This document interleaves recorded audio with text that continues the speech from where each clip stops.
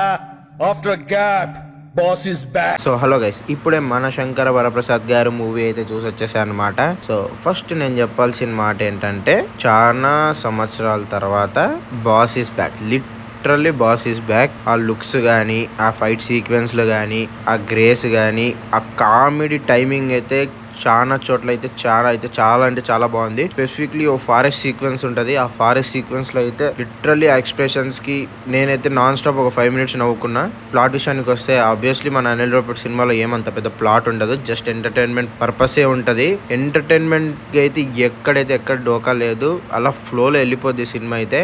Second half లో కొంచెం అక్కడ పేసింగ్ ఇష్యూ అనిపిస్తుందేమో కానీ, బట్ పర్లే, వెంకిమామ ఉండడం వల్ల కొంచెం అలా ఫ్లోలో వెళ్ళిపోయింది. అండ్ బీజిఎం చాలా చోట్ల బాగుంది, కానీ చాలా చోట్ల కొంచెం లౌడ్ అయితే అనిపించింది. సాంగ్స్ అయితే పర్లేదని అనిపించింది. ఒక సాంగ్ అయితే బొక్కే పడింది బానే, బట్ సాంగ్స్ అవన్నీ పక్కన పెట్టేస్తే మన మెయిన్ పాయింట్ ఏంటంటే ఎంటర్టైన్మెంట్. అదైతే 100% మనకైతే వచ్చిందనమాట. నయనతార చాలా బాగా చేసింది.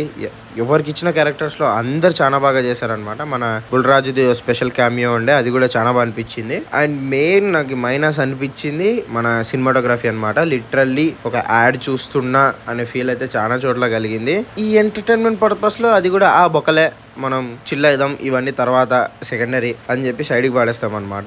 ఇంకో మైనస్, విలన్ బ్యాక్ స్టోరీ, ఆ విలన్ ఆర్క్ అనిపించింది అనమాట. పెద్ద దానికి పర్పస్ లేదు, బట్ ఇట్స్ ఓకే. ఇంకా దాన్ని సైడ్ పెట్టేసుకుందాం, ఇవన్నీ మాట్లాడుకోవడాలు వద్దు. జస్ట్ మనం ఎంటర్టైన్మెంట్ చూద్దామంటే కళ్ళు మూసుకొని వెళ్ళిపోండి. సో ఫైనల్లీ బాస్ అయితే హిట్ కొట్టేశాడు. సో ఆబ్వియస్లీ ఫ్యామిలీస్ దండయాత్ర చేస్తారు ఇంకా రేపటి నుంచి. సో ఫస్ట్ వెళ్ళి చూసేయండి, ఎంజాయ్ చేసేయండి. బాస్ గ్రేస్ ని ఎంజాయ్ చేయండి, బాస్ కామెడీ టైమింగ్ ని ఎంజాయ్ చేయండి. అండ్ అనిల్ రావిపూడికి ఎక్కడ సుడుందబ్బా, చిన్న ప్రతి సినిమా ఏది ముట్టుకున్నా అట్లా బంగారం ముట్టుకున్నట్టు అయిపోతుంది. మనం నెక్స్ట్ మొత్తం స్పాయిలర్ టాక్ లో కలుద్దాం. రాజాసాబ్ గురించి కూడా మాట్లాడుకోవడం జరిగింది. మీకు ఇలాంటివి ఇంట్రెస్ట్ అంటే ప్లీజ్ సబ్స్క్రైబ్ చేసేయండి. అండ్ ఆ పాత వీడియో ఒక్కసారి చెక్ చేయండి.